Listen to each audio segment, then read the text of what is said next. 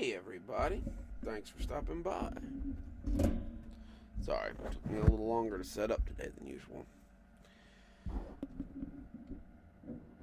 Let me just get everything adjusted here, and we'll get rolling.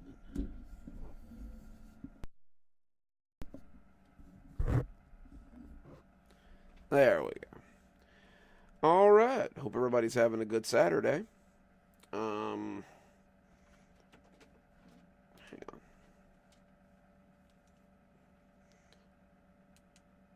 Eh.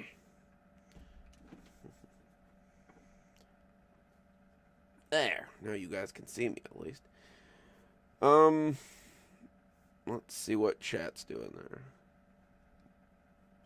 there. Well, I hope you guys have been enjoying the extra botanical garden stuff lately. We're working up to a bigger story for spring, so we can see whether the lady's going to come back or not. So that's going to be kind of fun. As I told somebody the other day, the voting's a little bit skewed sometimes because so many of our stories are starting to run together. So that's kind of cool. It's always nice when Kashmir sort of takes on a life of its own and we can sort of mesh so many different stories together and get a lot of cool stuff. But yeah, it's going to be a big time. We should have a lot of cool stuff coming up.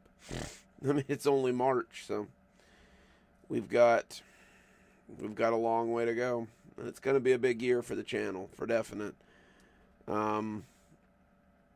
I'm moving in a couple of months, and I'll reset up my studio in a bigger space, so maybe we can get a little more atmosphere. But for the time being, we're just doing what we can do, and it's gonna be a good time. Next week, next week we're going to we're gonna have a 6-parter. I'm gonna read Pen Pal. If you guys are familiar with the series, it's an older series. It's one of the first ones I read. You know, the big three: 1999 and Pen Pal and the Russian Sleep Experiment. Those were 3 that I read. And I'm excited to read it. I'm about halfway through my recording of it, so that's kind of fun. It's been real nostalgic. I've been doing a lot of trying to get it done. You know, I've been kind of sluggy this week, and I haven't really been doing much. But yeah, I think it's gonna be a good time. It's a big one. Like, it's a big story. If you've never read it, hey Blondie. Hello to Blondie and Susan and Sylvia and Galen and did I miss anybody? And Anthony. Hey Anthony. And hey everybody. I really appreciate you guys coming out. But yeah, I am going out of town starting Wednesday, probably till next Sunday, on a it's a theater trip for my son's school, and they want me to, hey Cindy, and they want me to chaperone, so I'm gonna go hang out and chaperone. Should be a fun time. My son and I are looking forward to it. There we go. That way I don't reverb too bad. But yeah, it's gonna be a big week next week. I, of course, we'll do some long stuff too, but most of it's gonna be just Pen Pal next week. And then we'll do something on the weekend to kind of like even it out. Probably going to continue to alternate on the long stories. Like next week, it'll be Tuesday and Thursday and Saturday. And then the week after that, it'll be Monday and Wednesday and Friday and Sunday. You know, we'll just kind of keep alternating days. I don't know, the algorithm doesn't seem to like it if I spit out 2 stories a day all week for some reason. It's been annoying. This is just one of those, you know, like I'm trying to figure out what the algorithm likes so that I can reach as many people with my stories as I can. But my net seems to be small these days. Um, just I'm just not reaching people like I used to, and my sub numbers are reflecting it. I'm just not getting to as many new eyes as I once was. But we're working on it. We just hit 5,700, so that's always good. Um, I'm kind of hoping with summer around the corner, we'll get a little bit bigger. It'd be nice to hit 6,000 before I have to move, but that's only 2 months away, so I don't see it happening. But we'll stay positive about it and hope for the best. Um, Trying to think if we've got anything else on the horizon. I think pretty soon we're going to pick back up with the Dollar General crew again, and we'll see what they're up to. I've got a few new Dollar General stories ready, so we'll look in on them and see what they're doing. That should be fun too. And then I've got some other ideas for Cashmere, but we will figure that out eventually. I think where we're at right now is pretty good.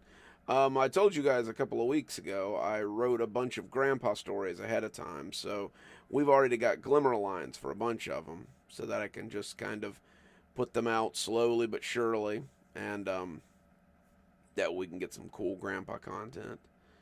Since I know you guys like that old guy, he's got some big plans this year too. Yeah, no, we're gonna do it up. Yeah, Sylvia, I'm excited about it. My son loves theater, and he's been going for a couple of years now at his high school, and he's really good at it. He thinks it's what he wants to study in college, so I'm all for it. The arts have never steered me wrong, clearly. So I'm hoping he has as good of experience with it as I do. Give me 2 shakes.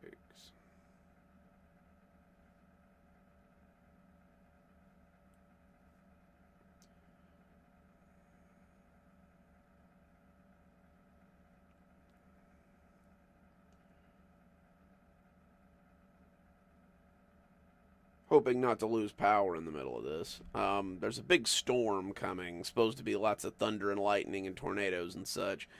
And I love AT&T service, but it's a little shoddy around here, and seems to go down at the drop of a hat. So if my stream gets impromptu midway, just know it's nothing personal. The weather just knocked me offline.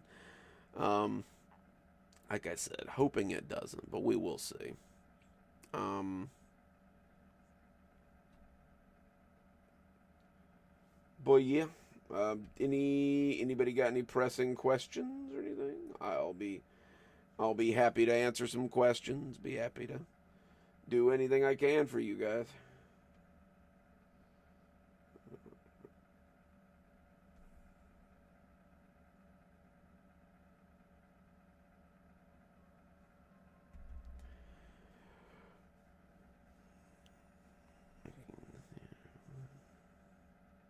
More power to you, Sylvia. I can sew buttons on pants, and I can sew patches onto pants, and I know how to fix socks, and that's about as far as I went into seamstressing. But if you can make costumes, then more power to you, because that's a lot of work. Focused on in college.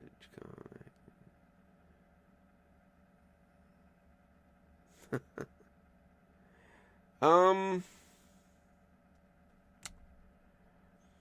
I had a lot of majors in college, but I let a lot of people talk me into trying out a lot of things, and very few of them are what I do today. For instance, my mom thought I should go to med school, and I sunk most of my college fund into med school for the first 8 months of my college life, and I was miserable. I hated it.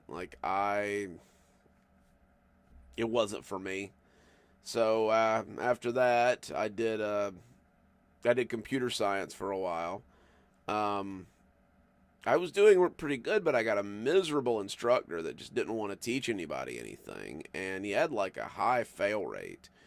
And after that, I dropped it for small business design. And I did pretty good at that. I never use any of it.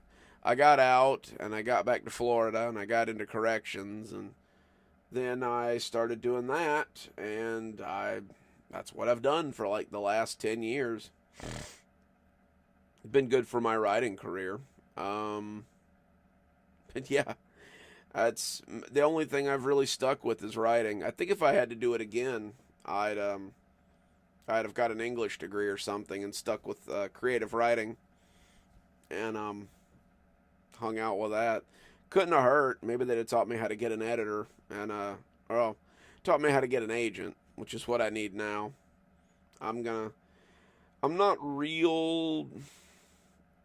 I'm not looking forward to putting my Dollar General book up on self-publishing Amazon. Like, I'm a terrible marketing manager. I kind of wish sometimes I had somebody to do my marketing for me.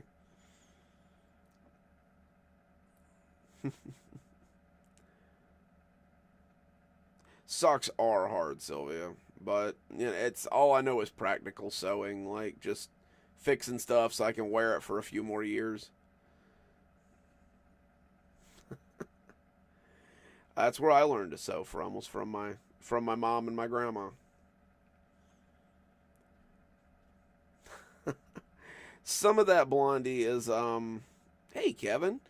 Some of that blondie is from when I did stand up. Like a lot of the stuff I do now is just stuff I used to do when I was doing stand up to make it easier to be on stage, because before I did that I had terrible anxiety when it came to crowds and public speaking.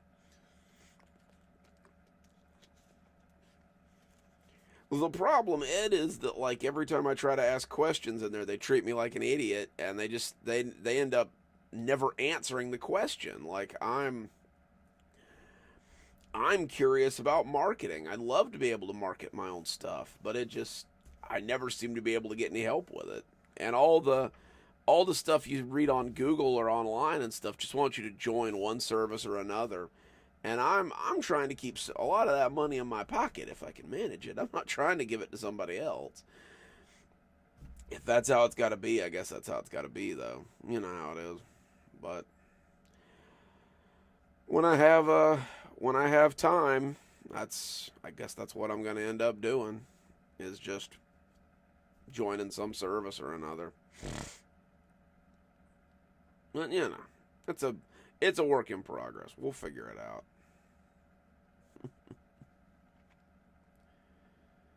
Well, let's see.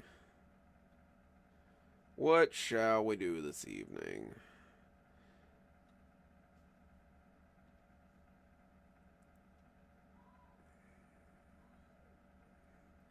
There really ought to be, Blondie. There really ought to be like a crash course or something that you can take to, like, you know, learn a little bit more about marketing. Ha! See, Ed, the places that I'm talking about that usually end up just calling me a dummy and don't really help, Reddit's among them. Like, I love Reddit, but a lot of the writers' communities are just like, I don't know, they don't seem to want to help. But there's a lot of good people in there. A lot of them do help, but more likely than not, they just downvote you, and they either never answer or they call you an idiot. And I'm like, man, I know I'm an idiot. I don't need to be told. Like, I'm aware of that. But you know, it is what it is. I'll figure it out. I got time coming up. Well, we're glad to have you, man. We do this about twice a month. Usually on the off weekends that I have. The Green Bros. I'll have to look that up. Okay. Y'all have to look that up. I'm always interested in little like crash courses, and I look, I make no secret. I'm not a fan of channels that use AI voices to read stories. But I do like to use AI stuff to make my thumbnails, because I can't draw for anything. Like, I got the writing talent, but I can't draw to save my life. And if I were to try, the the thumbnails would definitely suffer for it. Um, but I could use a crash course in prompts for that, honestly. Because I know some of you guys have noticed a lot of my prompts are very basic. Um, somebody to show me what the best way is to do that, I would love it.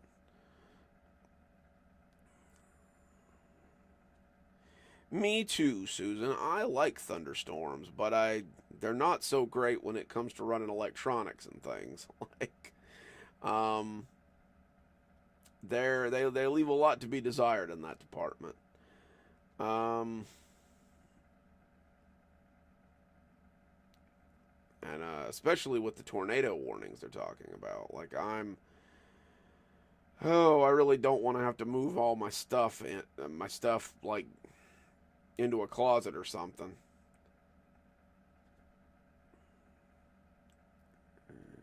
Just getting everything set up here, because inevitably we'll do some reading. I'm sure you guys like to listen to me read.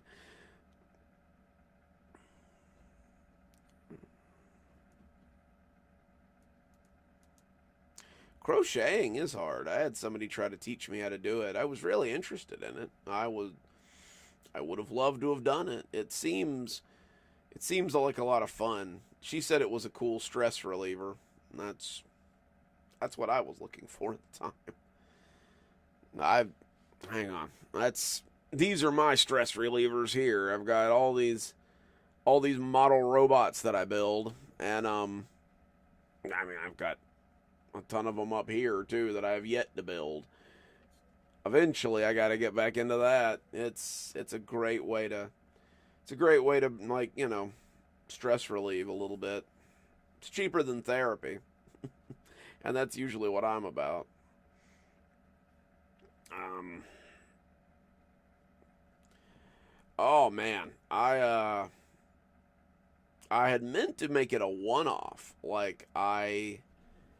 It was just supposed to be a one-off story, but I think I created a new series the other day for us. It's kind of Dollar General Beyond-ish, but it's about a guy testing technology for a company that does a lot of stuff with like anomalies. Like it's got some what do you call it? Some SCP elements. It's got some backrooms elements. It's very like adjacent to that sort of thing, and I think it's going to be a good series. Like I think it's something that we can run with for a while, and I think it's going to be pretty good. I'm going to probably work on that on and off a little bit. Not to mention, I've got to start working on stuff for the next Mortician story, because I don't know if you guys caught that last week. He had put out his latest Mortician thing, and it was really good. Like I was really impressed. We always work on them together, but I never know what he's gonna add to it until it's time for it to go up, because we're both on such busy schedules. Brand of model that you buy?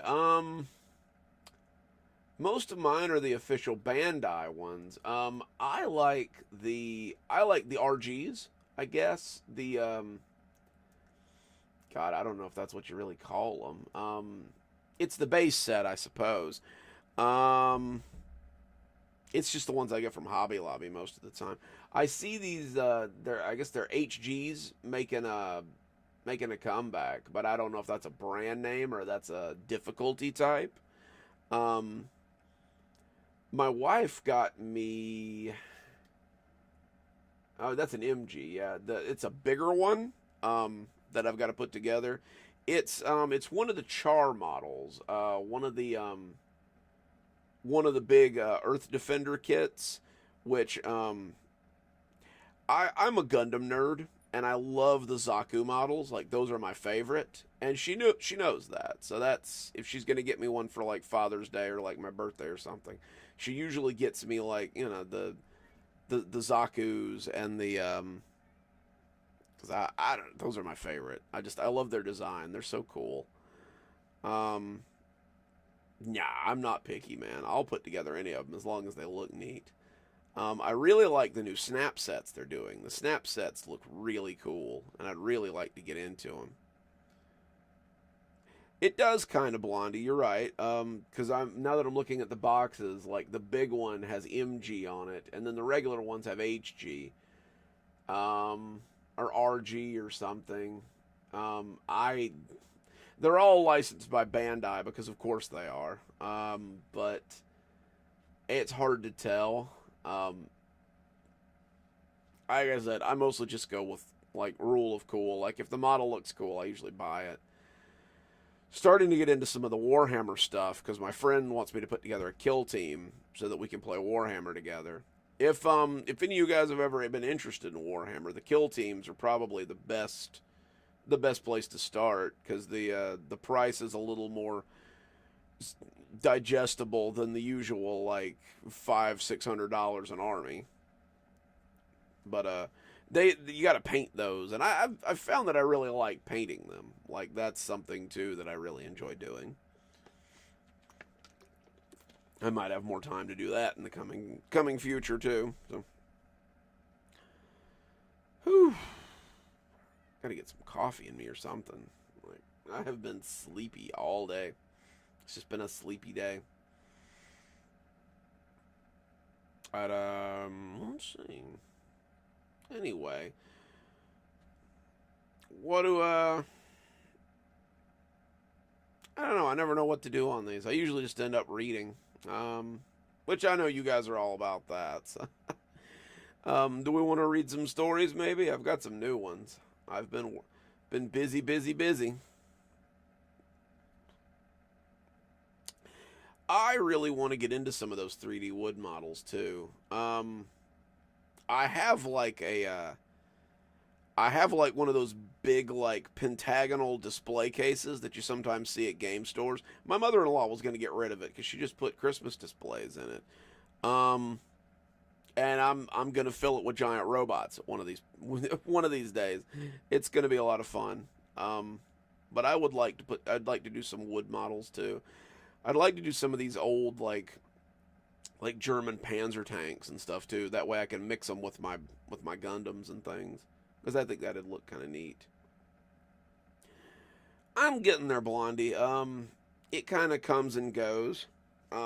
Sometimes I think I'm better, and then I wake up and I feel like crap again. So it kind of comes and goes. I think most of it's out of my lungs now, though, so that's good. That was what was really holding me back. Was I had pneumonia, and it had gotten in my lungs, and I was really struggling there for a minute. Let's see. What have I got for you guys? Let me check. Trying to remember if I gotta go through and have a look at some of these because I know I have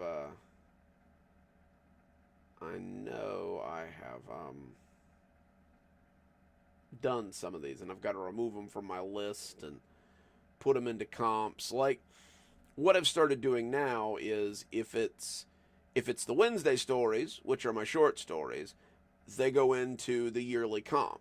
But some of these other ones, like like the Black Site stuff and the Bright Series stuff, and like Dr. Winters, they're going to get their own comp eventually.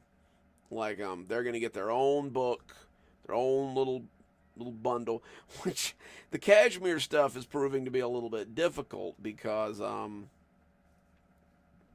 so much of it is becoming dependent on the idea that you've read the rest of it. So I may have to do something different with that. I don't know. For instance, the Kashmir Hospital story that I'm working on right now has Grandpa and Marcus in it, and there's a couple of other ones recently that have got other characters in them that you would need to have read the other stuff in the series to know what's going on. And I don't know, I'll have to do something different with that, I guess. Um, Stragview's starting to get like that. There are Stragview elements in the next Botanical Garden story. Like, so much of it's just getting intertwined, and I mean it's good. Like, it adds. What am I trying to say? It adds substance to Kashmir. Like, it makes it feel real, and I like that. I like the fact that Kashmir feels like a real little town that you could just drive through on your way to somewhere else and never know what's going on in it, which is really cool, you know? Got a guest. He decided he needed pets. Normally you smell terrible, you know that?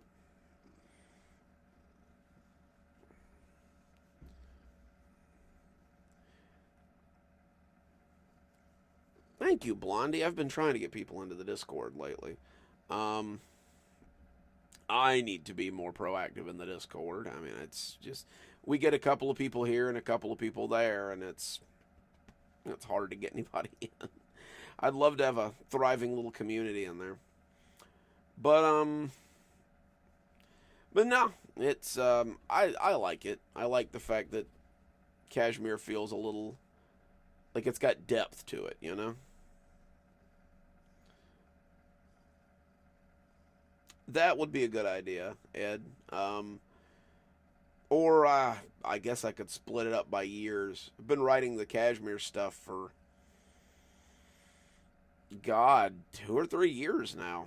Like this, it sometimes I forget this channel is like almost 6 years old. Like we've been going strong for a while now,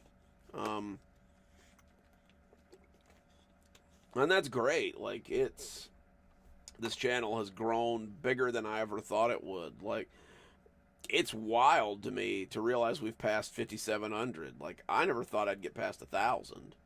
So just it's neat. I like it. I like knowing that so many of you guys like to come back week after week to listen to my stuff. Like it's just it's it's a little daunting sometimes because you know you're always afraid of like disappointing people or like letting people down, you know. And you don't want to. You know they like your stuff, but you know you're always you're always looking for that next big story. Speaking of, let's see what we got here.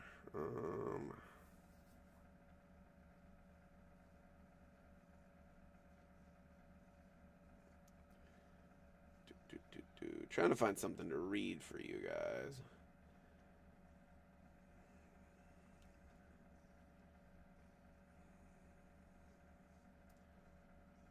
That reminds me, I'm gonna have to get my April Fool's story ready soon.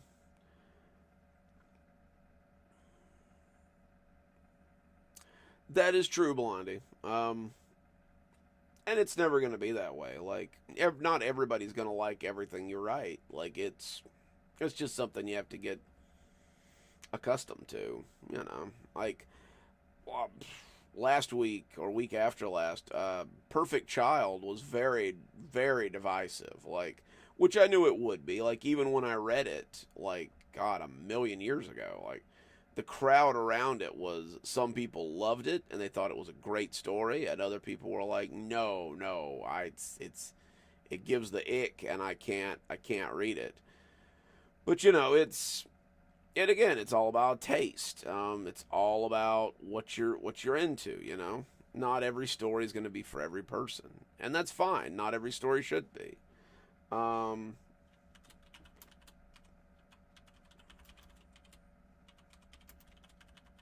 yeah, it's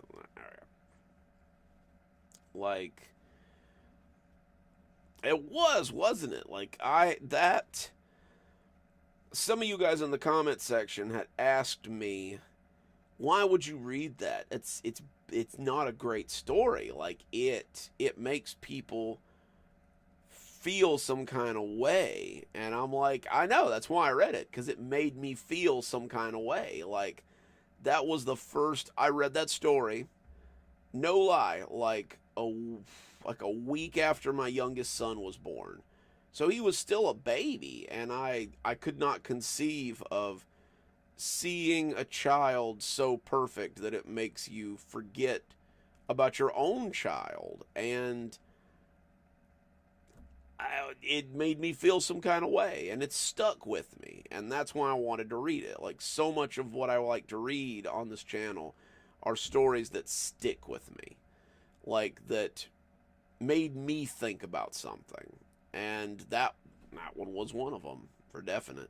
I wish I could read Candle Cove on this story, because that's another one that has always stuck with me. But Candle Cove, so much of the copyright on that is wrapped up in the Channel Zero stuff, and it's either you read it and don't monetize it, or you get your video taken down. And I love you guys, but I got bills to pay. I'm sorry.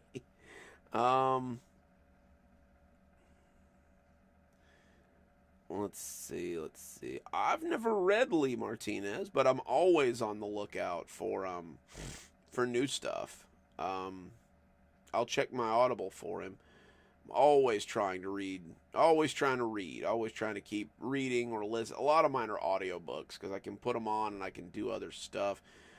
Plus, my autism is so bad sometimes that I can't concentrate on a book, but I can listen all day long and retain just as much.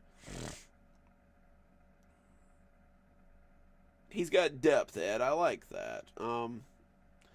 I'm something of a person with depth myself.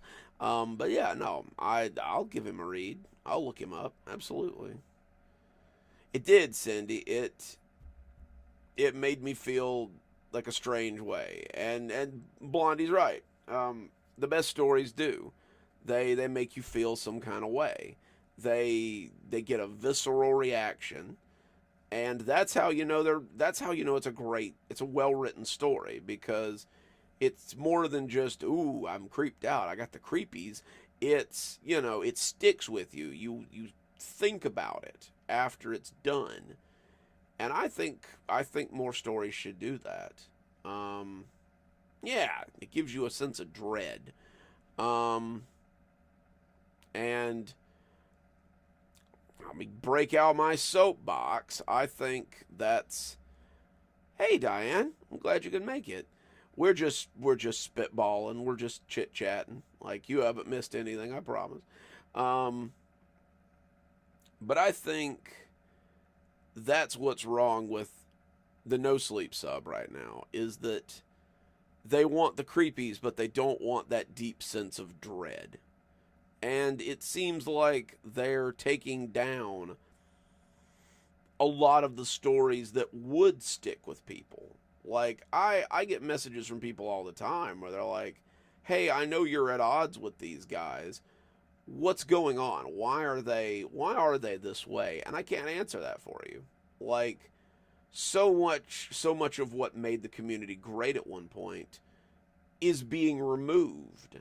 Like, they're taking it down, they're refusing to put it up. And like them or not, No Sleep has the most eyes of any subreddit. Like, they have the most eyes on the sub. And if you're not there, there's a lot of other good subreddits, but your stuff is not being seen. Like, it's just not. I'm writing a year ban from them right now, and I may not go back. I don't know.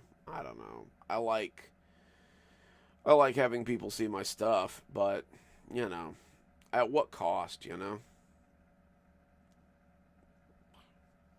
Yeah, I thought you were talking about Lee Martinez, the romance writer, who my mom reads a lot of. Maybe I'm not thinking of the right name. I don't know, but my mom reads a lot of romance novels, and she's reading someone with the last name Martinez. I'm not sure if it's Lee or not. But oh, that's something I need to get back into as well, I guess.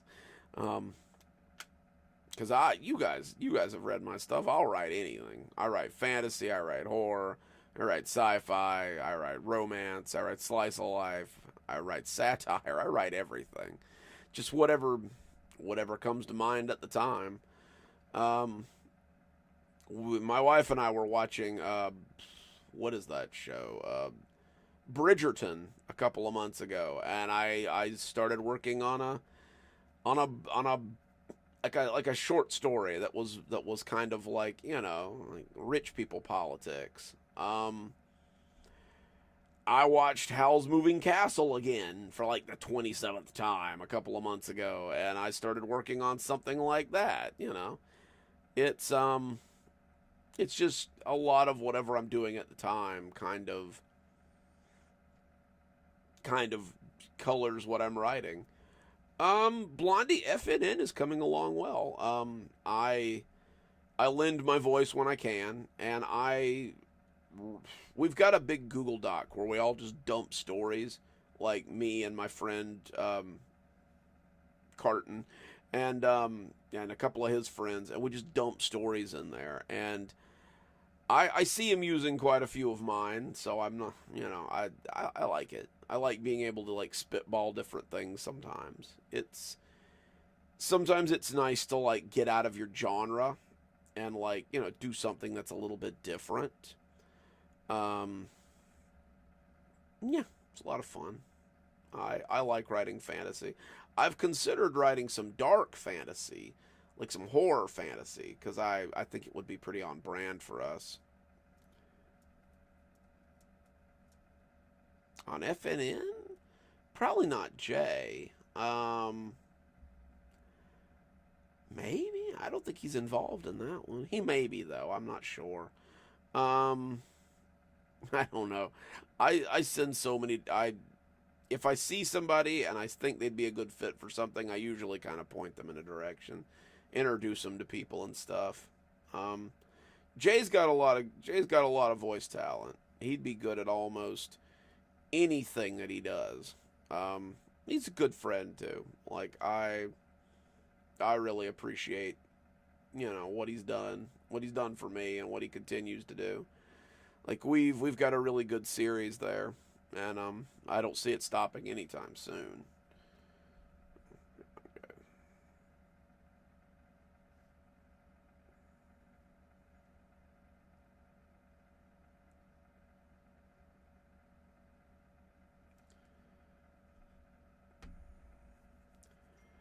Well, thank you, Diane. I do write a lot. Um, I told somebody the other day I write. Usually, it's on average like at least one short story a day. Um, and usually it's like if I'm working, I'll write like two or three. Or if I'm out on a run, I'll like speech to text like a story. But usually I write like one a day. And that blows people's minds. They're like, how do you do that? I'm like, I just do it. I just write. Just constantly writing and creating and coming up with ideas and putting more short stories in the to be written short story folder. And I don't know, it just seems normal to me. Like I've done it since I was like 8. Like I've just ever since I was in elementary school, just constantly creating things. And it's just fun. Like I just like doing it. Um, but I don't know. It blows people's minds because they're like, how do you do that? How do you keep up with that? I'm like, I don't. Most of the time, I don't. So most of the time, it's hard to keep up with, but I try my best. That's all you're gonna do.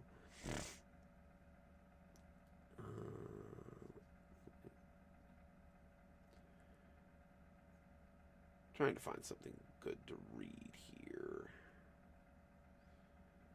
Hmm.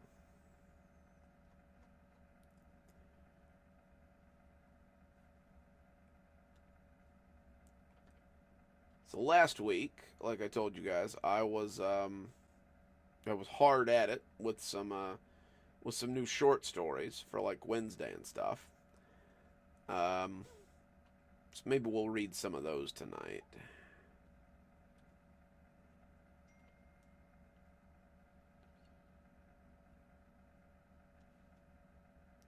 I'd like to have you. Ooh, AD&D. I haven't played AD&D in a long time. God, not since I was in like middle school, I guess. Once 3.5 came out, we all switched to 3.5. Um,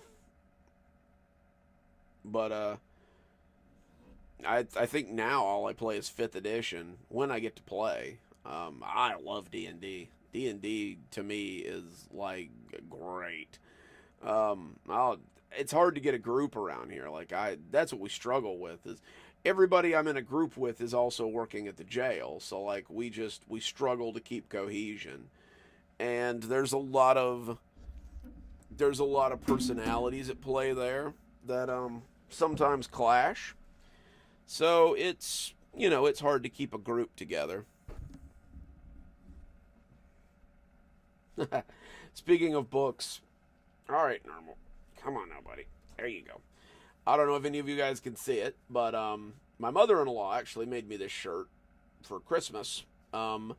We have gotten really into the Fourth Wing books, and I'm trying to get her to make me some workout shirts with this logo on them so that I can, I can do some jogging in it and stuff. But this has probably become my favorite shirt. I try not to wear it to work, that way it doesn't get ruined. But if you're thinking about picking up the Fourth Wing series, I'd highly recommend it. We just finished Onyx Storm over here within like 2 days of its release, so I don't know why I eat these books so fast. I wanted it. I wanted to finish it. But yeah, I waited like a year for it and then consume it in like a week, and now I gotta wait another year for the next one. It's like Hunger Games, Game of Thrones. Like it's pretty cool. I really like the series. Can't wait for the next one. Let's see.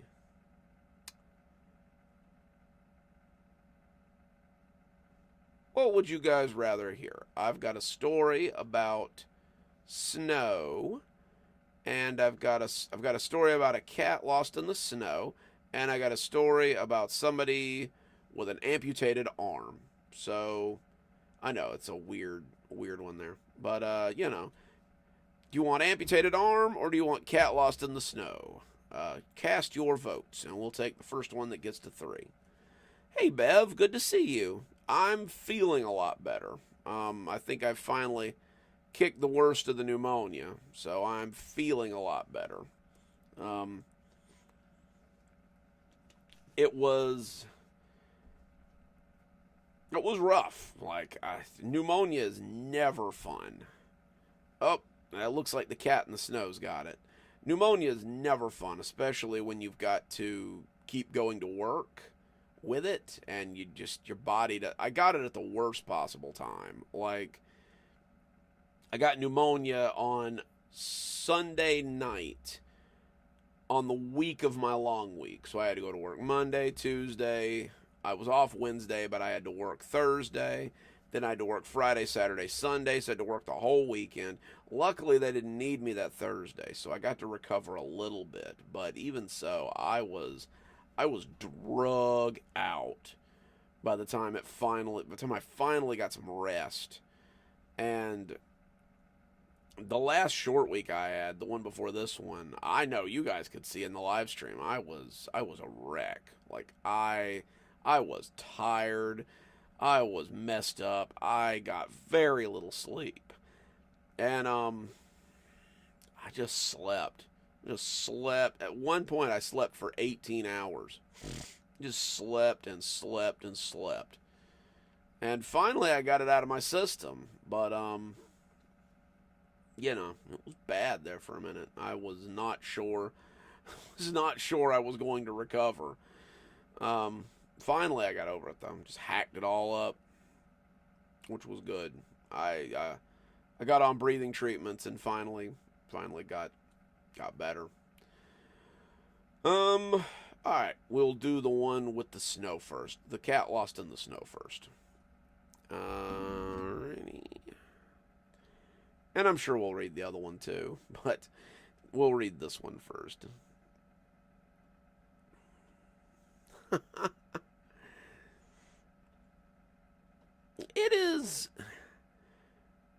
It's wild to see, like, But the horror community is also like an autism sanctuary. Like I see a lot of horror enjoyers that also are autistic, and I can relate to that. Like I did not realize I had it until my youngest son's diagnosis, but then I started noticing some of the markers that he had, and I was like, well, that can't be. I got that, and it's like I got that one too, and that one, and they're like, do you want to get tested too? And I'm like, yeah, feels like I might better.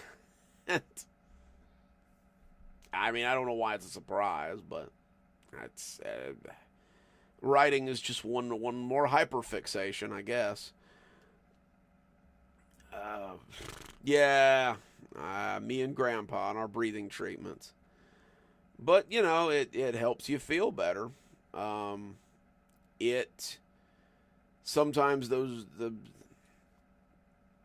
steroids are what you need to help get it out of your system. Anyway, though, enough of my gabble. Let's get to some reading. Let me set up, and I'll do some recording while I'm at it. Kind of kill two birds with one stone. Alrighty. This one is called Chased Through the Snow. It all started because my wife's cat just couldn't stay in the house. Marbles was not what you would call a smart cat. He was half wild, but my wife had found him when he was a kitten and cooed and petted some of the feral out of him. We'd found him about 3 months ago, a poor little bundle of fur that was shivering in the October wind, and despite his hisses and swipes, my wife had bundled him into her scarf and brought him home. We named him Marbles because his fur pattern reminded me of a marble. Also, he liked to zoom around the house in the early hours, and I usually said that he had lost his marbles pretty irregularly.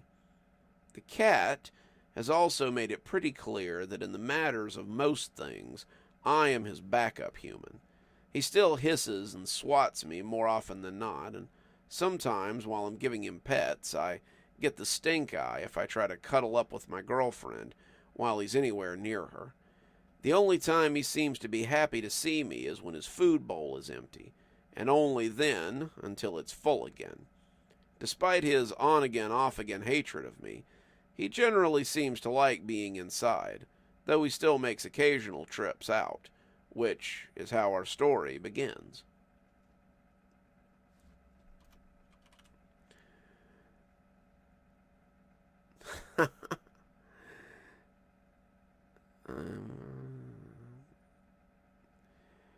I They told me I was on the low end of the spectrum, but I'm still there. Like I definitely stim a lot, and I definitely have a lot of the earmarks that they look for. They're like, you're functional though. Someone has definitely spent most of your childhood teaching you how to mask so you could pass. Which that was all autism in the 80s and 90s was just worry stones and books in class and just teaching you how to pass for a normal person, as so they said. Which seems terrible to me now. I'd never teach my kid how to pass. It's like, wave your wave your weird flag around, man, if that's what you want to do. When I opened the door to take the garbage out before bed last night, Marbles decided to run out into the 20-degree weather in the Hang on. Try that one again. When I opened the door to take the garbage out before bed last night, Marbles decided to run out into the 20-degree weather outside the house and disappear into the winter wonderland beyond. This led to a 4-hour session of Sam standing in the snow and calling for Marbles as she waved a bag of treats around like a cheerleader doing a routine.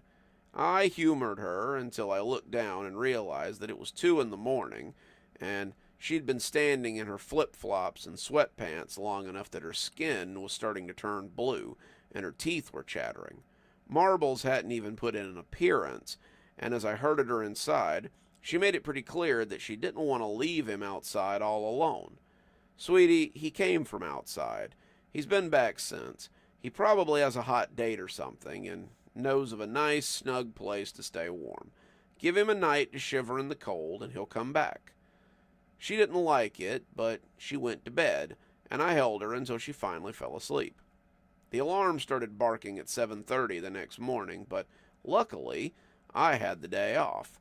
My intentions were to sit around in my bathrobe and play video games until it was time to make dinner.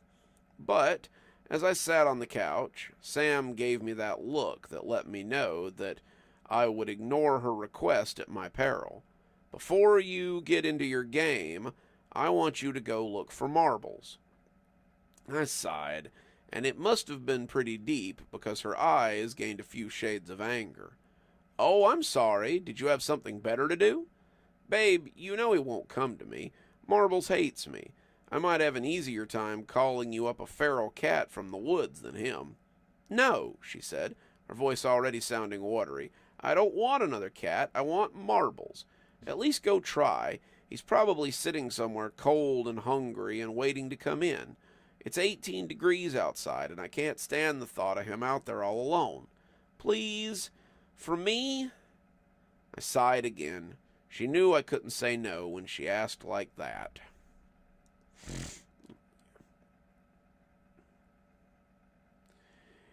That's true, Bev. But at the same time, like, I wish sometimes that I had been allowed to stem, that I'd been allowed to, like, experience it, you know? Like, I had been allowed to do the things that made me feel safe and comfortable.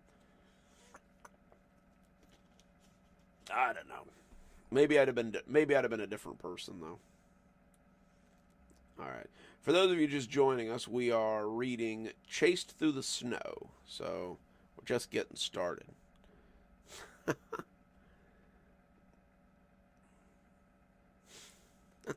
that's me. Like, this whole writing thing, it's just one big cope, honestly. One big stem. One lifetime hyperfixation. So, as Sam went off to her shift at Walmart, I bundled up in my thickest coat and my heaviest snow boots and went out to look for marbles.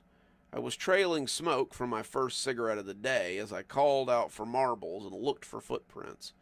The snow on the ground was old. It had snowed Monday, and today was Wednesday, and there were plenty of tracks in it.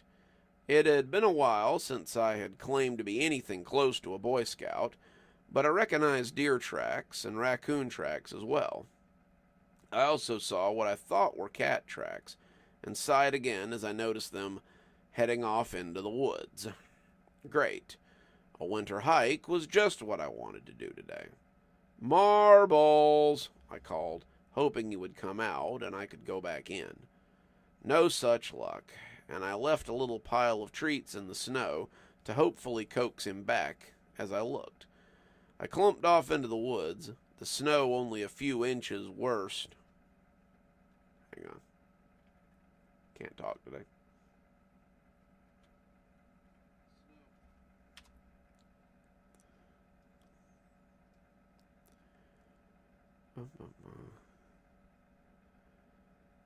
The snow, only a few inches worth of frozen crust by this point.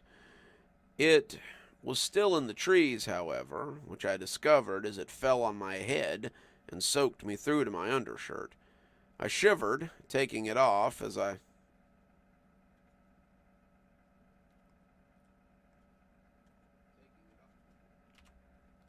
shaking it off.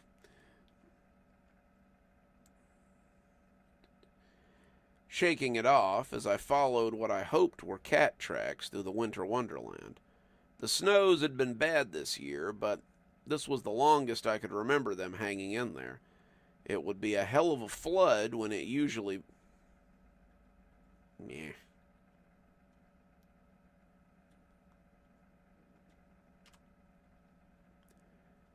It would be a hell of a flood when it finally melted, though I suppose that would be a problem for the little places further downstream. As I walked, I kept looking around like I expected to see something big and angry following me. It was a feeling, something on the back of my neck, but when I glanced in the direction, my neck was...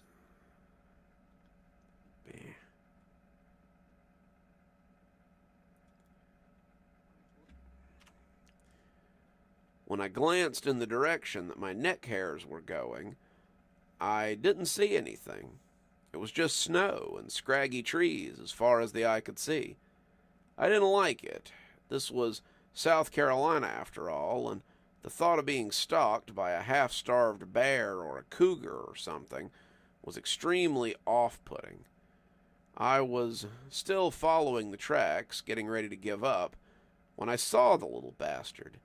He was just standing there. The swirl on his side was kind of hard to make out, but it was definitely him. "Marbles!" I yelled, trying to inject some enthusiasm in my voice as I said it. "Come on, buddy. Let's go home." We're reading Chase Through the Snow if you're just joining us, so pull up a chair. It's just getting good.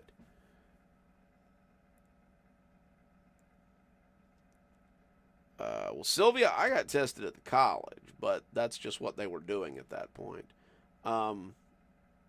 Google would know. It knows pretty much everything.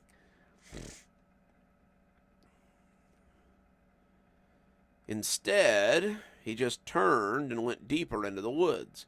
"You little asshole," I yelled, crunching through the snow as I followed him. "Get back here."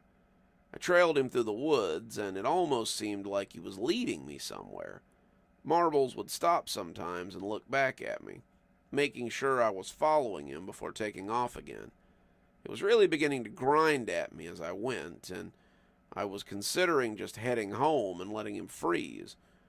That was when I saw something.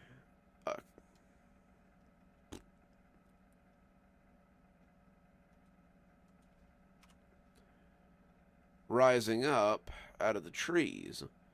I thought it might be a shed at first, but the closer I got, the more I realized it was a house. I came out of the trees and into a clearing that held a huge, dilapidated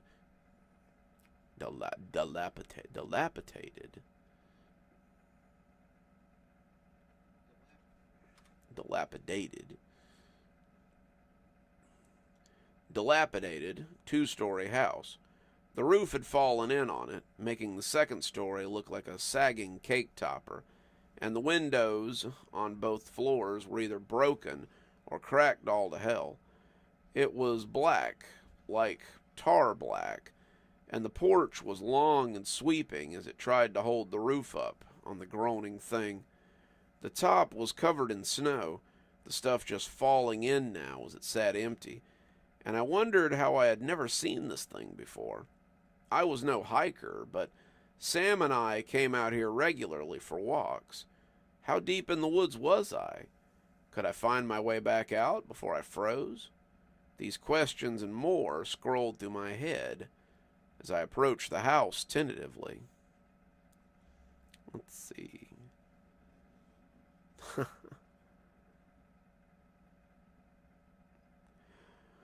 Sylvia, you should. It's something that, I don't know. It's something, it's like a 23andMe test. It's something that's nice to know, you know.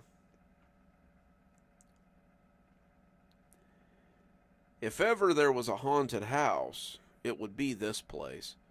I imagined I could see faces behind the fractured glass, though I was pretty sure it was just the snow glare, and the whole structure seemed to invite me closer.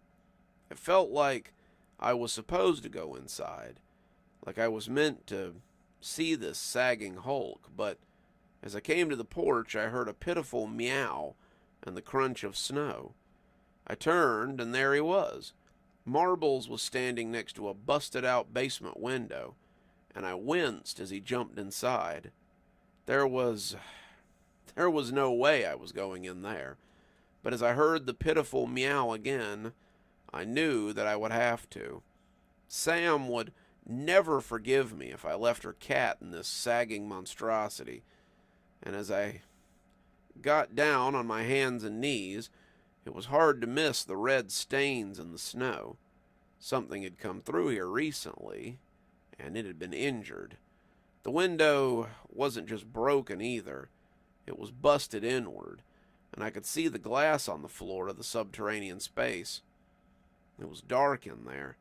The other windows seemed covered in snow, but I thought I could just make out something moving in there.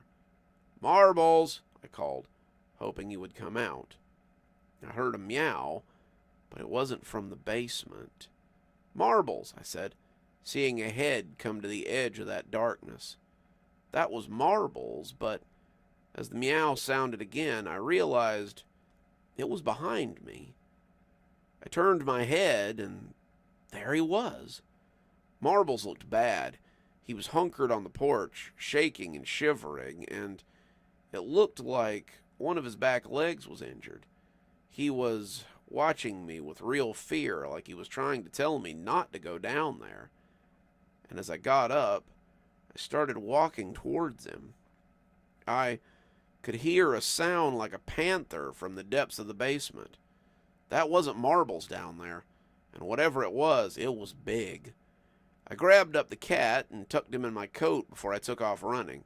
He shivered against me. The poor little guy was half frozen, and I found my tracks as I ran along, trying to get back to the house.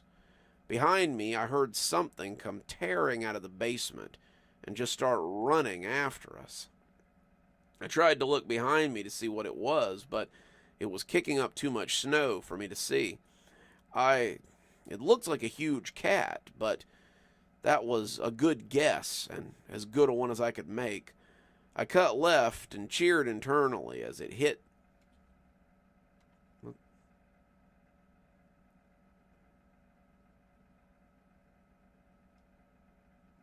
Hang on.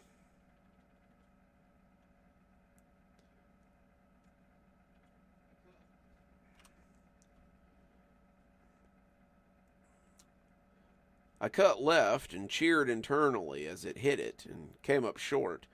I just couldn't see what it was.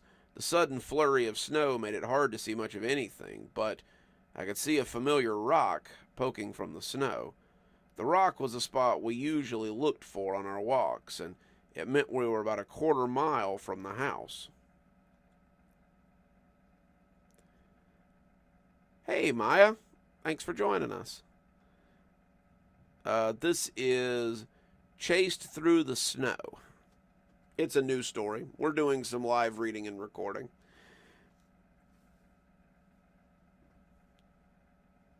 Let's see. My lungs were burning, and Marbles had sunk his claws into my shirt deep enough that I could feel them through my undershirt. Whatever had been after us had stopped chasing us. At least, I didn't see it anymore. But as I slowed down a little to catch my breath, I could sense that feeling of being watched again. Marbles was still spooked, his claws hanging on, and his wet hackles were up. But the closer we got to the house, the more I thought that it might be over. "Hey, Autumn. Glad you could make it."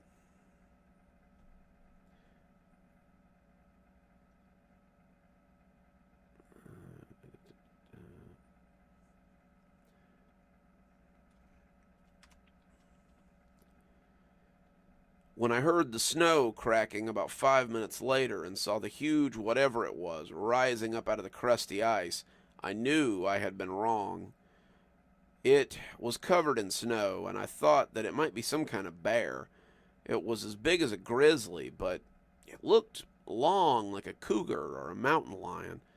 It loosed a roar like a lion before it jumped at me, and I did the only thing I could do before it hit me and mauled me to death. I went flat, Marbles yowling as I crunched into the snow, and as it passed over me, I jumped up and started running. I was running without any real destination, just trying to get home before this whatever it was got me, and I could put a door between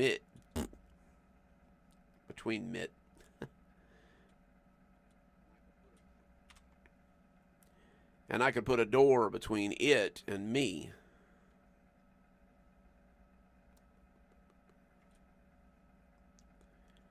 When the road came into view, I realized I had overshot.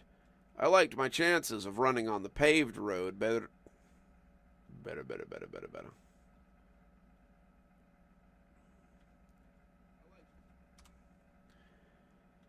I liked my chances of running on the paved road better than I did of running through the snow, though, and as I came to the blacktop, I didn't slow in the least bit. There was another loud noise behind me as I ran, and I turned to see the creature standing on the edge of the road and looking at me with hateful eyes. There was another.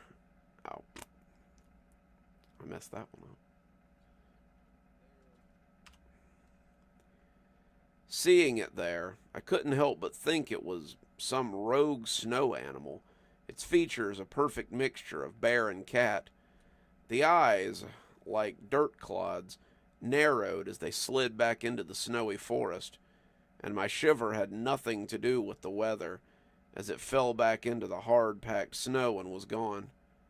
Marbles calmed down a little then, still shivering against me as we went home. My girlfriend found us on the couch a bit later, both bundled up as I sipped hot cocoa and finished writing this up. I don't know what I saw, but I know I won't be going into the snow ever again. If it really is made of the stuff, then I'd have a harder time. No, stop it.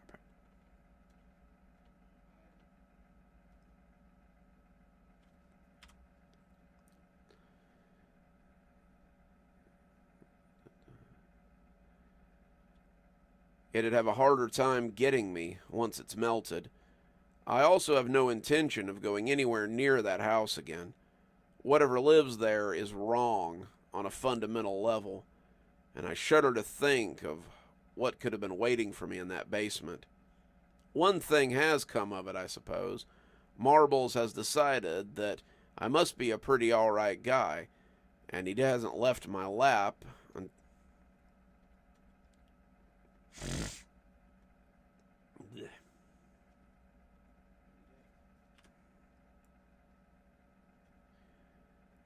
And he didn't leave my lap until Sam came in and scooped him up so she could coo over him. I had bandaged his back leg, but it looked like something tried to take a bite out of him. If the jagged teeth, probably old pine cones by the look of them, are any indication, I would say that Marbles and I both got off very lucky. And there you go. That's the story. Let's see. What have I missed in chat here?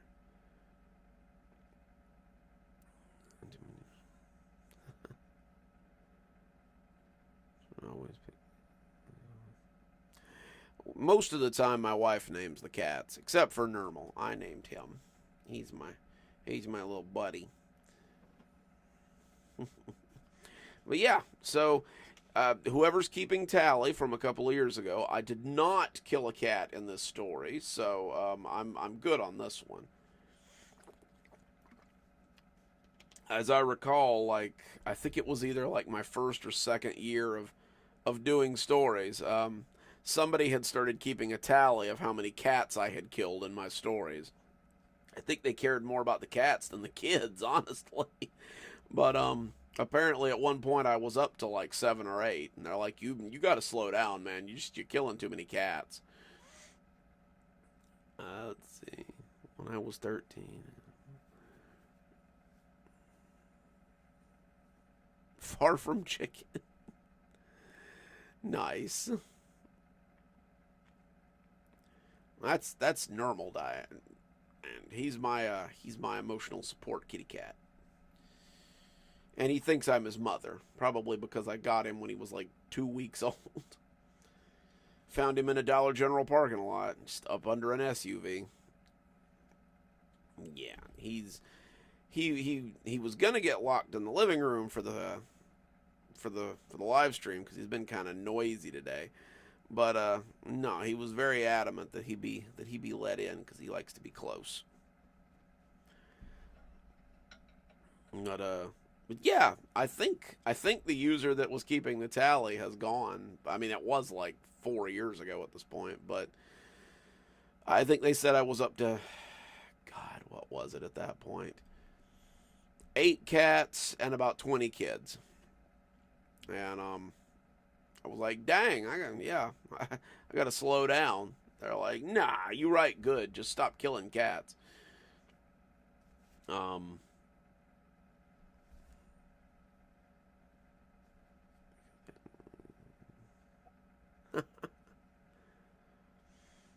that's yeah, I could see that.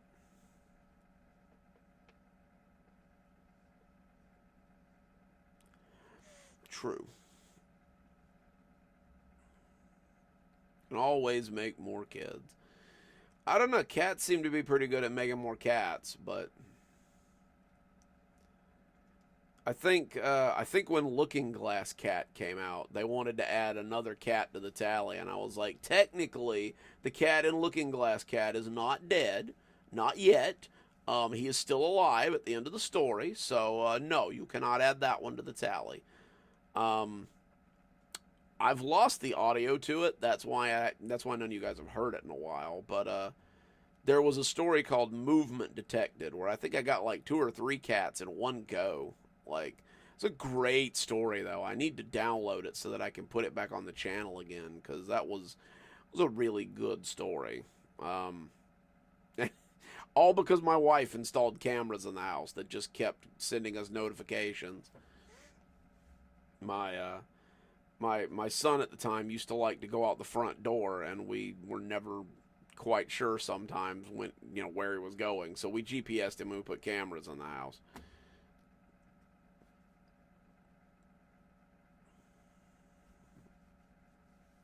I feel that. I more didn't want to walk a dog, so I chose cats. They seem to be pretty self-reliant.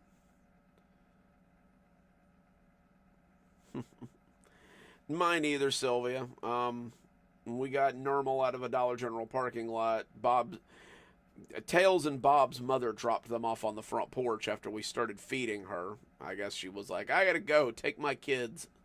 Um, and then Pumpkin and Garfield were given to us by relatives of my wife. Garfield's not with us anymore, but Pumpkin still remains. I hate that Garfield got out and we just never found him. He was I hate it for him. He was not built for outside living. Just a big floofy orange cat. I'm like, man, you gotta come home. You are gonna have a bad time. I like to hope that maybe somebody picked him up, but who knows? We've never found hide nor hair of him. Normal, you're gonna have to stand up if you want pets. I can't. I can reach down that far, I guess. Alrighty. So, yeah, let's go ahead and do the Phantom Limb one, I guess. Probably about do it for me. I don't know. We've been going for about an hour and a half. Yeah, I'll do the Phantom Limb one, and then we'll do some Q&A, and then we'll do around a little. I hope so, Diane. I really do. I really hope somebody took him in. He was a sweet cat, full of anxiety, but he was a sweet cat. Like, he loved my wife to death. Like, he really liked my wife, and they were very close, which I know made her real sad when he ran away.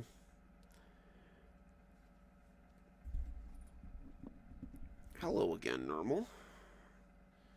You big butt. Alrighty, so we will read Phantom Limb. And here we go. I never understood the term phantom limb before now. I'm no soldier. I didn't lose my arm in a battle, or saving someone, or doing anything heroic or useful. I lost it due to a series of unlucky events. I was hiking in the woods with some friends, doing some very light rock climbing, and when I slipped, I sliced my arm before the rope caught me. I was more relieved when my legs didn't get broken than I was worried about my arm, so I slapped a bandana on it and kept going. We camped the weekend on the ground, but I put ointment on it and I tried to keep it clean. A friend of mine told me Sunday, as we piled into our cars, that I should keep an eye on the wound. Those red marks look bad, and there's no telling what you could have picked up out here. I told him I'd be careful, and when I got home, I took some Tylenol and put a Band-Aid on it. I was feeling pretty tired, which was understandable since I'd been hiking all weekend. I told myself I'd go to bed and turn the air up a little bit because I was feeling hot. I figured I'd be back to business as usual the next day. Instead, I woke up in the middle of the night with a pounding headache and a high fever. I took more Tylenol, but I just couldn't get back to sleep. I was sweating and headachy, and finally I got up and went to watch TV. I called out of work when 6 o'clock came around, and I only felt worse. I could tell something was wrong, but I thought maybe I'd just picked up a bug or something. It wasn't until I went to wipe the sweat off my forehead that I saw the angry red lines running up my arm. They were worse than they'd been the day before, and I got shakily to my feet and stumbled into the bathroom. I ran myself a bath and scrubbed at the arm, but the cut was looking worse than ever. It was angry and infected, the red lines running towards my shoulder, and after drying off, I decided it might be best to head to the ER. I wasn't sure what was wrong. I'm certainly no doctor, but I knew that wasn't normal. I sat in the ER for about 4 hours, only to find out that the cut on my arm was infected. "We want to keep you for a few days and run some tests," the doctor said. "We're concerned about the fever and the apparent onset of symptoms." 2 days later, I got more bad news. My time in the hospital had been far from beneficial. Whatever I had picked up in the woods had been supplemented by a nasty case of MRSA. While I had laid in a bed, eating hospital food and running my insurance up, I'd been exposed to a pretty nasty strain, and it had my arm redder and sorer than ever. By Friday, they were saying it wasn't affected by the antibiotics. By the following Monday, they were talking about amputation. "It's just spreading too quickly, sir. If we don't remove it, you could be looking at a nasty blood infection pretty soon. And we want to get it before you lose the shoulder, too." The hospital had offered to cover the surgery, probably because my insurance was leaning on them for something I had picked up at the hospital, and I seemed to be out of options. As little as I wanted to learn to live with one arm, I didn't really see any way out of it. I agreed, and by Wednesday, I woke up short an arm. They had pushed it ahead, afraid my condition would get worse, and as I looked down at the place where my healthy arm had been a week ago, I wasn't really sure how I felt about it. They had me on all kinds of things, and at first I thought that was why I was having the dreams. I woke up Thursday night with the strangest feeling in my missing arm that I'd ever felt. It was like I could feel something. Every finger flex, every follicle of hair, the cold feeling of tile under my fingers, and even the pressure of my missing elbow. It was so weird, like when your leg falls asleep, but I don't know. I don't really have a way to describe it. It was like the arm was there, but it wasn't. That in of itself would have been weird enough, but as I lay there in the darkened hospital room, I could hear something coming up the hall. Lost my train of thought for a minute.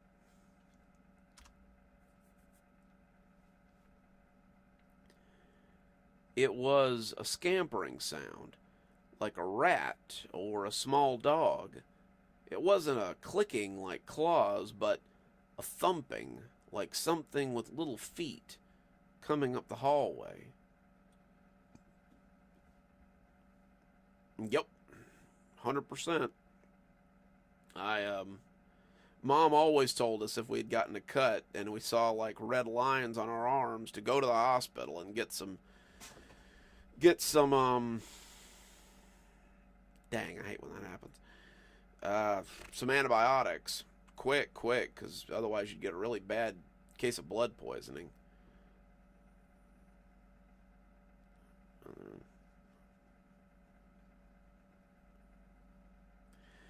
Yeah, yeah. I think if I had to choose, I'd rather lose an arm. I'd rather not lose any of them, but if it was between a leg and an arm, yeah, I think I'd rather lose the arm. Thump, thump, thump, thump, thump. I just lay there, eyes on the open doorway, as my breathing sped up. What was that sound? Had to be a nurse cart or some kind of equipment, but I couldn't think of what could be making that noise. All I could equate it to again was the feet of a very small animal. Thump, thump, thump, thump, thump. Why would a small animal be in a hospital? Thump, thump, thump, thump, thump. Couldn't be that. One of the nurses would have seen it and put it out. I looked at the clock and saw that it was past midnight. Who would be walking a dog up the corridor this late at... It came into the doorway, and suddenly I couldn't breathe. It was my arm, my hand, all of it. It was standing there in the door, its shadow trailing into the room. It was perched up on its fingers like Thing from the Addams Family, the dark hairs on my arm looking curly in the low light. It didn't have eyes, but I felt it like it was watching me, asking me why I had removed it from my body. The wound was gone, the red veins were gone too, and as I found my breath, I started screaming. I was confused and unsure of what was happening, and as the nurse came running, I tried to explain to them what was going on. I told them what I had seen, even pointed at the doorway where it had been, but she just smiled and patted my shoulder. We're reading Phantom Limb if you're just joining us, so pull up a chair. It's just getting good. It's the meds, dearie. They make people see all kinds of weird things.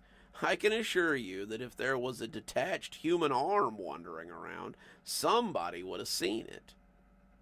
I looked back at the doorway, but it was gone. I suppose it would have had to be, or she would have seen it. I laughed, thinking it was just a nightmare, and told her I was sorry for scaring her. She assured me that it was okay and headed back to the nurse's station, leaving me to... Sorry.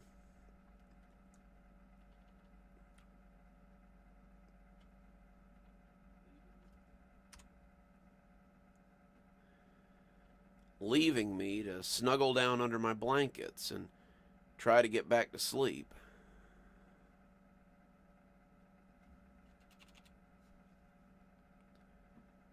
I was just working down back towards sleep when I heard the drumming of the fingers on my nightstand. I'd pulled the covers over my head, but through the thin hospital coverings I could see a shadow of something sitting on the standing tray beside my bed. It was drumming impatiently, its non-eyes boring into me as I peeked, and I wondered where it had been hiding while the nurse was there. Thump, thump, thump, thump, thump. I could hear each individual finger as it bounced off the wood, hear the clacking. Not clacking. Hear the crackling of knuckles and the creaking of bones. It was seeing me as I was seeing it, and it seemed angry. What did it want? Did it want to hurt me?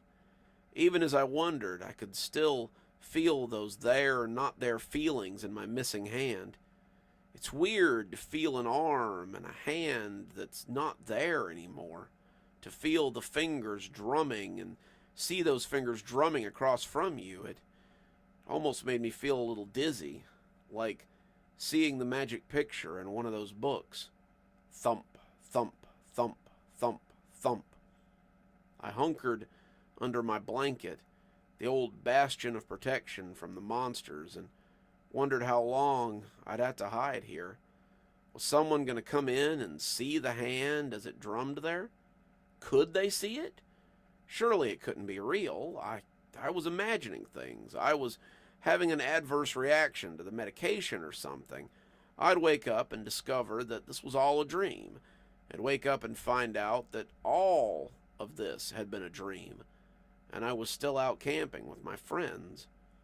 I waited to wake up or to have a nurse come in, but the longer the drumming of those phantom fingers went on, the less sure I was that it was a dream. What if I had angered my arm by having it removed? What if this was just my life now? My head was pounding, and I felt like my vision might be blurry. I wasn't well. This couldn't be real, but the longer I lay there trying to convince myself of that, the louder the drumming became. Thump, thump, thump, thump, thump. I was getting frustrated.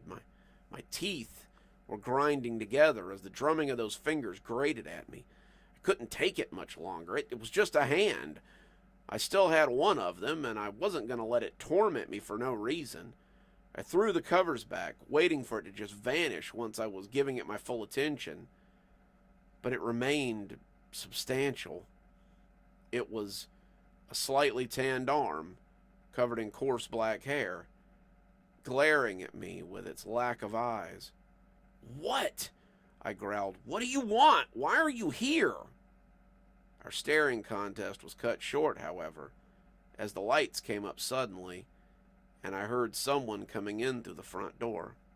"Good morning. How are you feeling this morning?" I turned to see my doctor coming in, and I realized it was no longer gloomy in the hallway. The sun was coming up now, a pink line against the window, and when I glanced back at the nightstand, the hand was gone. "Are you okay?" she asked, putting a hand to my forehead. "You do feel warm. Are you feeling dizzy at all?" We're reading Phantom Limb if you're just joining us. "Oh, hi, Sharon. I'm glad you could make it."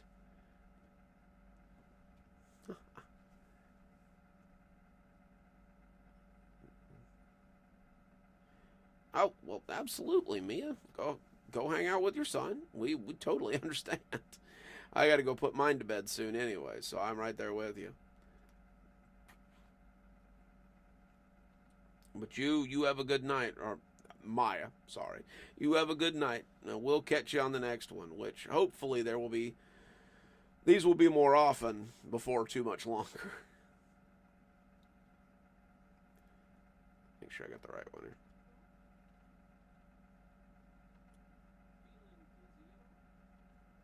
Yeah, all right.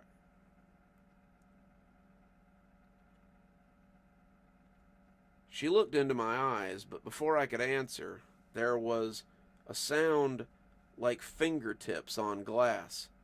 Thump, thump, thump, thump, thump. I looked up, and there it was. It was behind the glass, standing on the edge of the windowsill, with nothing below it but pavement. The wind was rustling those arm hairs, but it was the lack of eyes that kept boring holes into me, that drove me to the edge.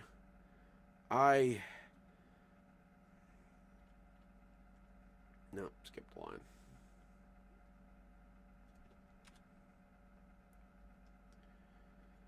The doctor jumped when I started screaming, pointing at the window as she called people in to restrain me. I was flailing, pointing at the window and trying to articulate what I was seeing, but they didn't care. The orderlies had my remaining hand in restraints pretty quickly, and they were administering something into my IV to help with my fever. "You're too hot," the doctor was saying, trying to calm me down. You've got a fever. We've got to get your fever down before it does you harm. Just relax. Nothing's going to hurt you. You're you're in a safe place."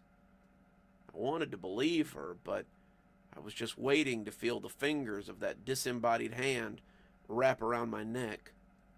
The next few days are kind of a blur. I would wake up and find the hand at the foot of my bed. I would wake up and find it on my bedside table. I would wake up and find it gone, but then suddenly it would be right beside me. Whatever they had me on made me very groggy, and it was almost like being under a sleep paralysis demon. I could watch it until it passed up.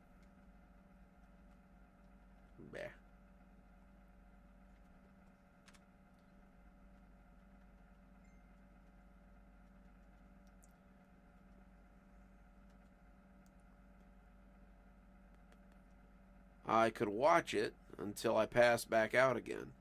The way the fingers trembled and the knuckles bunched.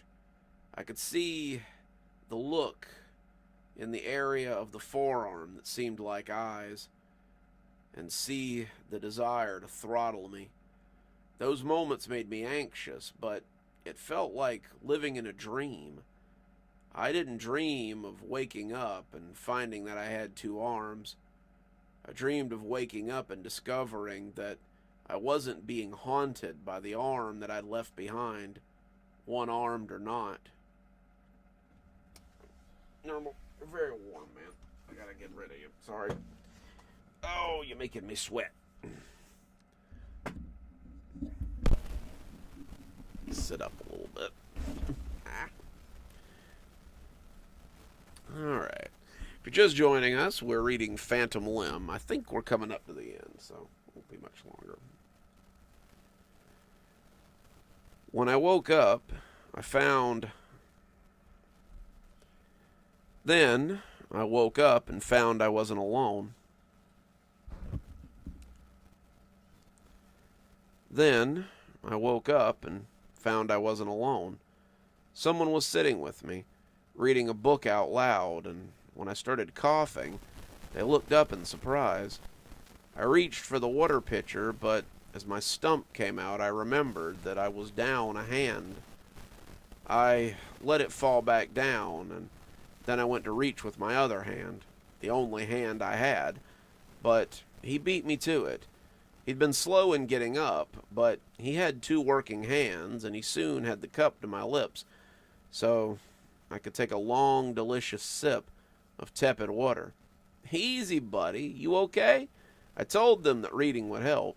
People like hearing a friendly voice. I coughed again, looking around frantically, as I remembered what had been stalking me. "What's up?" said the man, a youngish guy who looked about 25. "You looking for your family? I don't think anyone came to see you since you got here." "Oops, sorry, I probably shouldn't have said that. That's usually why I sit with people, though, because they need a friendly voice." I was looking around, but when I didn't see the hand, I let out a sigh of relief. "No," I said, my voice rusty. "No, it's okay."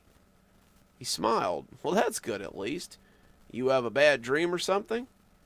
I lay back against the pillows, the board on the wall telling me that I'd been in and out for almost 3 weeks. Jesus, I'd picked a hell of an infection. Try that one again.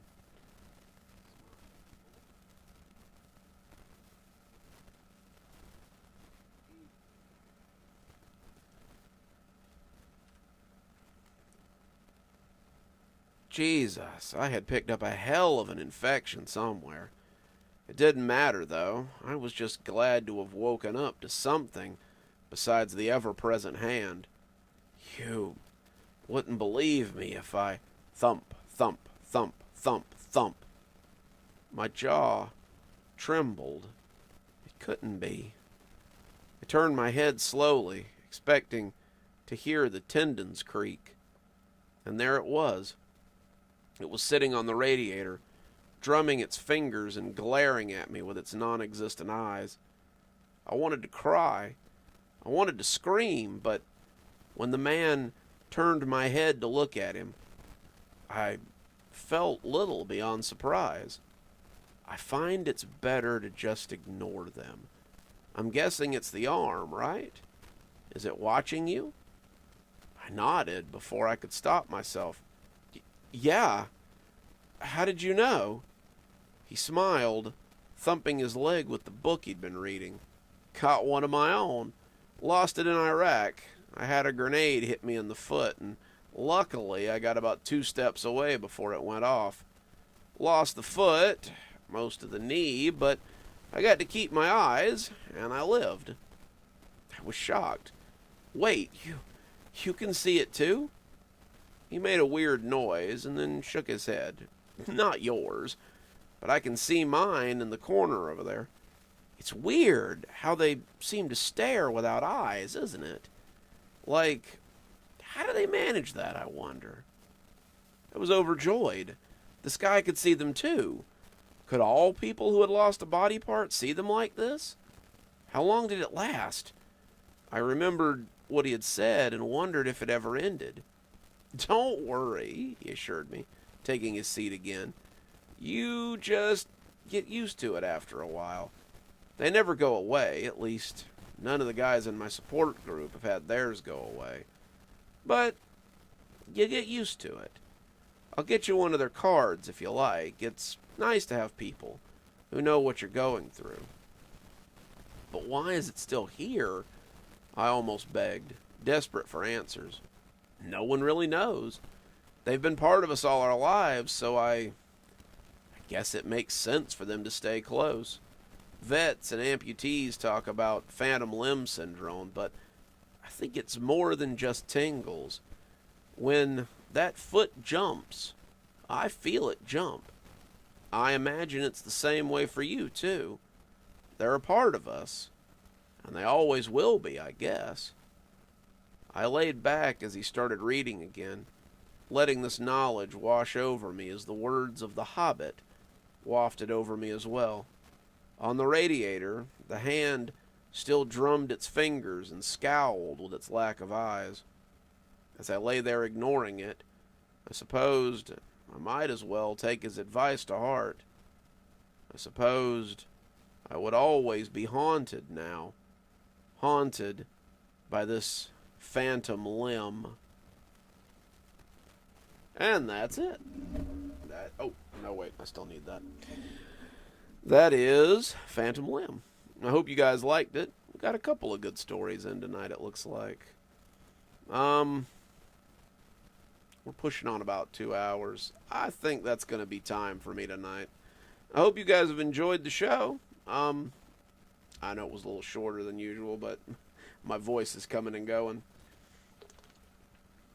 And I got to finish up another couple of parts of Pen Pal, too, before it comes out next week. Like I said, I've been so sluggy lately. I really haven't been doing a lot. I need to get back to my usual output. But I hope you guys enjoyed yourself. I certainly did. It's always fun to hang out with you guys. I'm going to say probably 2 Saturdays from now we'll do another one. Saturday or Sunday, depending. Whichever one's good for you guys. And I'll come with some... I think next time I want to read you guys something that I've been working on. It's going to be a cool little series. I think you guys will like it. It's a little different. It's kind of Dollar General-like. But I think you guys will like it. Remind me, and I'll read it next time for you guys. It's pretty cool. I think we're going to make a whole thing out of it.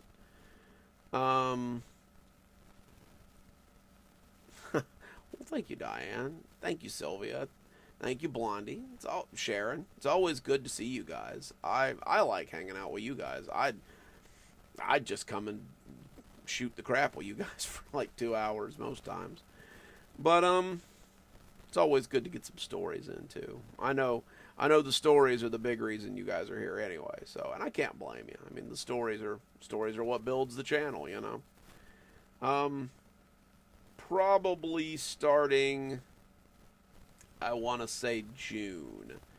There will be more Dollar General stories. I've got the next 4 ready to go. So we'll start getting some updates from the Dollar General Beyond again.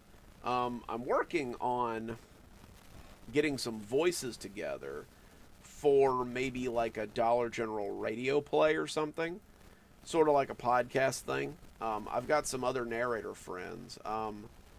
One of them is one of them's the guy you've heard. He does the Fantasy News Network stuff.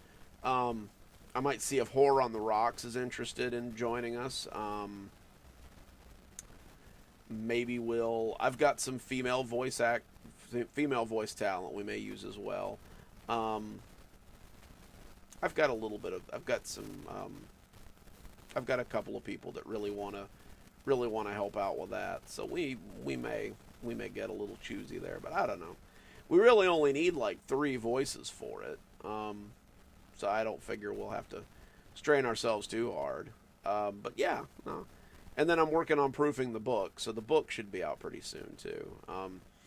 Douglas Gage Beyond Savings, since I can't call it Dollar General Beyond for obvious reasons. But yeah, that should be a lot of fun too. We got a lot of stuff coming up. It's still early in the year. We're gonna have a good year this year. It's gonna be a good time. Like I always tell you guys, if you want to support the channel, membership is the best way to do it. I think there's a 99-cent tier, and I always tell people, look, I know $5 a month is a lot. I probably couldn't afford to give somebody $5 a month. If you want to give me $1 a month, I would be super appreciative. Most of you guys I see in chat, it seems like I already have. Like, I've got a lot of members in here. But yeah, no, like every little bit counts. And I appreciate the hell out of you guys. You know, whether it's $1, $5, you go to the $10 book tier on Patreon. You know, it's always just super humbling that you guys choose not only to listen to my stuff but to give me money. Like, I really appreciate that. Like, we all got bills, and financial support is always one of those things, you know. Yeah, and the $5 guys, they get their videos early too. Like, I've always put them in the community tab at 8:30 every morning. So, you know, if you like your stuff a little early, then that's the way to go usually. I think Patreon's got stuff too. I'm thinking about trying to expand out the tiers a little bit more. Do a little bit more, you know, for you guys.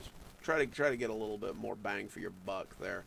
I'm considering doing longer cozy horrors, like, instead of like 5 stories, do like 8 or 9 stories.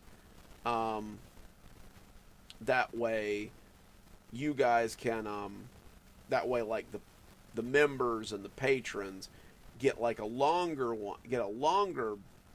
big story. And, you know, I know people like cozy horrors. It might turn a couple of them towards it. I don't want to alienate anybody that can't, but, you know, you're still getting like a 2-hour story most times. This one's just a little longer for the patrons and the members. But we'll see how it goes. You know, I don't know. I hate to paywall stuff because I love reading and I love writing stories. I want everybody to have the stories. But, you know, I feel like if you're putting down a little bit of that green stuff, I ought to give you a little something special. Oh yeah, Diane is like my #1 comment contributor on there too. Like, I always see her comments on my stuff. But yeah, guys, and that's fine, Sylvia. I get fixed income. I'm getting ready to do that myself. I'm trying to budget right now for that. I need to get a little more diligent about the cozy horror playlist. I know I've been slacking lately. But yeah, like, there's a lot of content there. I'm running through a new way of making videos too. So, like, I've already gone through all of my videos, but now going through all of the other writer videos that I've got with cozy horror. Hey, CR. we're just about to wrap up, man. I'm sorry. Like, we're getting ready for so long here. But we got 2 stories in there, so if you want some new stories, I'd go back and listen. It's good stuff. What are we talking about? Yeah, I don't know. I feel like, if you're a member, maybe give you a little more bang for your buck there. I don't want you guys to feel like your money's going to waste. But anyway, guys, it's been fun. We will see you in the next one. Dr. Plague signing off. Have a great evening, guys, and a wonderful evening.